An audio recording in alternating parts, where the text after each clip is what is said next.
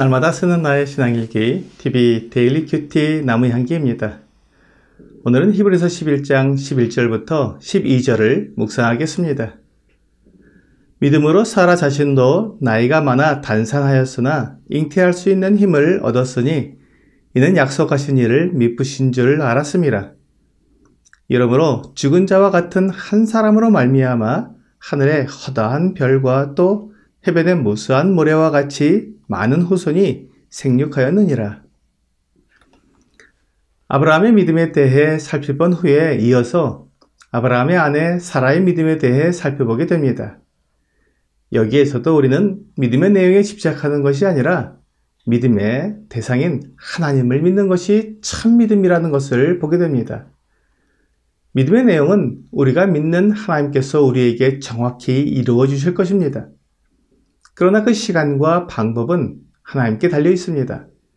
그러므로 우리가 하나님을 믿고 기다리면 하나님께서 정확히 이루어 주시는 것을 경험할 수 있을 것입니다.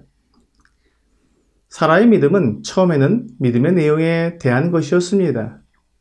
하나님을 믿지만 그러나 믿음의 내용인 아들을 낳는 것이 사라에게 중요했던 것입니다. 그래서 사라는 하나님께서 약속하신 내용을 자신의 힘으로 이루어 보려고 했습니다. 창세기 16장 2절은 사라가 아브라함에게 이르되 여호와께서 내 출산을 허락하지 아니하셨으니 원하건대 내 정에게 들어가라. 내가 혹 그로 말미암아 자녀를 얻을까 하노라 하며 아브라함이 사라의 말을 들으니라 라고 말씀하고 있습니다. 이로 보아 아브라함의 아내 사라는 아들을 낳는 것에 관심이 있었지 하나님이 어떤 분인지 하나님이 어떤 능력을 가지신 분인지에 대해 잘 알지 못했던 것 같습니다. 그래서 하나님께서 분명히 그들에게 아들을 주시겠다고 약속한 것을 알면서도 여호와께서 내 출산을 허락하지 아니하셨으니 라고 말했던 것입니다. 사라는 마치 사람처럼 하나님께서도 약속하신 것을 이루지 못하는 분으로 여긴 것입니다.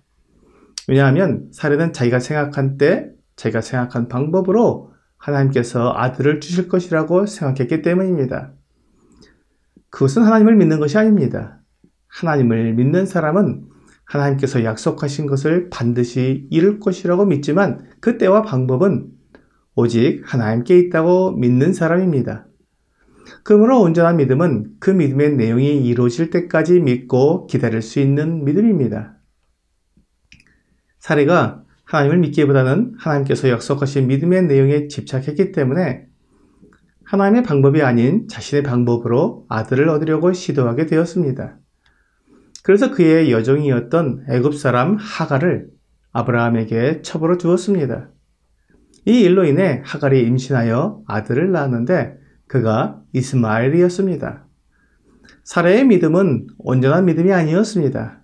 하지만 하나님께서 사라를 온전히 붙들어 주셨습니다. 하나님께서 아브라함과 그의 아내 사라를 통해 믿음의 아들 이삭을 낳고 이삭을 통해 야곱과 그의 12아들을 낳아서 이스라엘 나라를 이루실 계획을 가지고 계셨기 때문에 사라에게 하나님이 어떤 분이신지를 나타내 주셔야 했습니다. 창세기 18장은 아브라함이 99세가 되었을 때였습니다.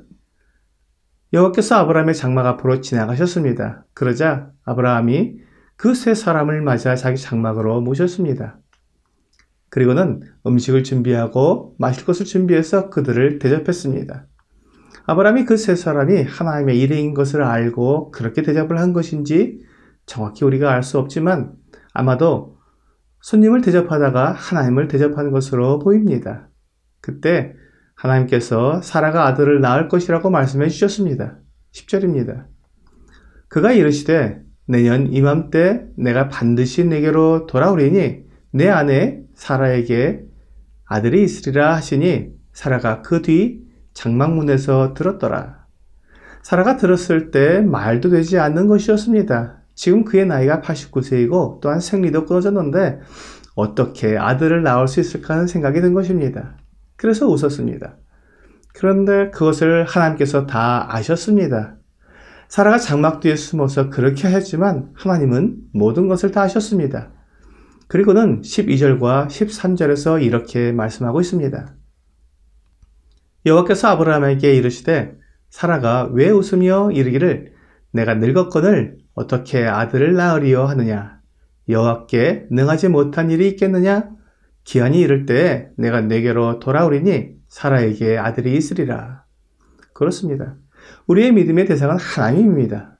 그러므로 하나님이 어떤 분인지 잘 알아야 온전한 믿음을 가질 수 있습니다. 여호와께 능하지 못한 일이 있겠느냐. 하나님께는 이루지 못할 일이 없습니다. 그러므로 하나님께서 약속하신 모든 것을 정확히 이루십니다. 하지만 그 때와 그 방법은 우리의 생각과 다릅니다.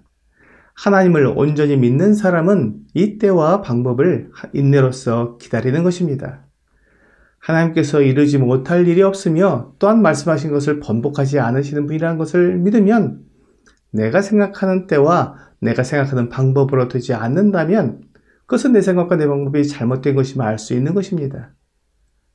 그러므로 내 생각과 내 방법을 버리고 하나님의 뜻과 방법을 기다리게 됩니다. 하나님의 이러한 성품과 능력을 믿고 하나님께서 약속하신 모든 것이 이루어질 것을 기다릴 때 하나님은 정확한 때, 정확한 방법으로 약속하신 것을 이루어 주십니다. 이러므로 죽은 자와 같은 한 사람으로 말미암아 하늘의 허다한 별과 또 해변의 무수한 모래와 같이 많은 후손이 생육하였느니라 라고 본문 12절에서 말씀하고 있는 것입니다. 아브라함의 나이 100세, 사라의 나이 90세에 지금까지 아이를 낳아본 적이 없는 사라가 아브라함에게서 아들을 낳게 된 것입니다.